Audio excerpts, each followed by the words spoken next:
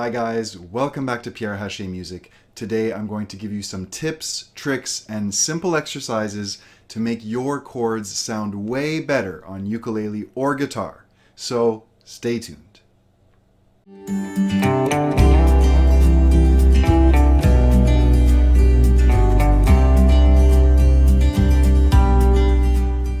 The first thing you want to do is make sure you're holding your instrument high enough. So if it's a ukulele and you're holding it down low, you're going to be forced to bend your wrist more. But if it's high, you can have a straighter wrist and better grip on the chords. Same thing with a guitar. If you're using a strap, tighten it up so it's nice and snug up high, and it'll be easier to get a good angle for your wrist and your fingers. It can often help to lower your thumb in the back. This will effectively lengthen your fingers, making it easier to press with the tips and not block any other strings, and also help straighten your wrist to get the best angle of approach. One of the things I repeat the most often in my lessons is to use the tip of your finger and make sure you're not blocking the string underneath. Now this can be easier said than done. I know some older players or even students that have some arthritis can find this very challenging, but you want to find that sweet spot where you're using the very tip, and of course with a low thumb, straight wrist, high instrument. This will help to not block any strings and get a nice, clean, clear sound. Testing one string at a time can really help for this. So if you have something like this going on, if I lower my thumb, use the tip of the finger, find that sweet spot, I should be able to clear up that string and let it ring. If you find this type of content helpful, please consider subscribing, smash the like button. I really appreciate it. And there's lots more videos and playlists in the description, including tons of practice tip videos. You also want to get into the habit of rounding your fingers. So nothing like this where they're kind of straight, but round them as much as possible. This helps to have more control and strength and be more precise with where you're pressing, okay?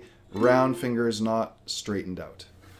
A simple exercise that can help, let's say you're working on an F chord on the ukulele, well, just try one finger out of the two and make sure you're getting a nice sound. So for the F, you have your middle finger on the top string, 2nd fret. Make sure you're not blocking the string below. Once you can get that, practice the other finger with a perfect placement and eventually working on both. Same thing with a G chord. I could do just literally one string at a time, finding that sweet spot where it sounds good, and then gradually adding the other fingers, maybe 2 at a time, and eventually all 3. So kind of teaching my hand that right position to keep a clean sound. Another exercise I like to suggest to my students is to place the chord and then remove it entirely and place it again, teaching yourself the efficient movement to get there and developing the muscle memory to really remember that sweet spot. And of course, every time you place it, test, check the strings one at a time, make sure it's ringing nicely. If you repeat this 5 to 10 times, it will really help your chords.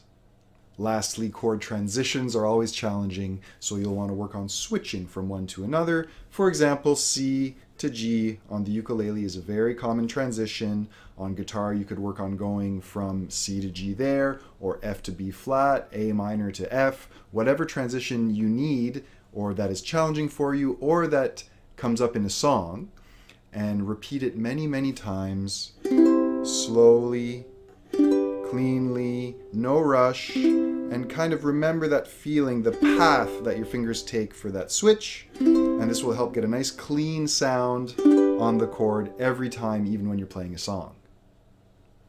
If you can do those switches many times and it's starting to sound clean, then add some rhythm. Simple things like down, down, up can really work to make it more musical and rhythmic. I'll link to an essential strumming pattern video in the description. These could work on guitar and ukulele as well, so try those out with your chord transitions.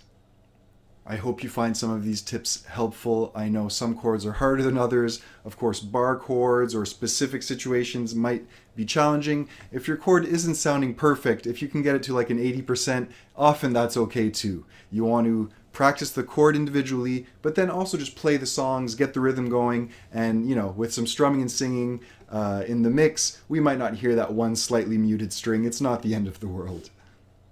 Thanks for watching, guys. Be sure to like and subscribe. I really appreciate it. Check out the links in the description, including my book, Easy Ukulele, on Amazon. Stay tuned for lots more beginner guitar and ukulele videos.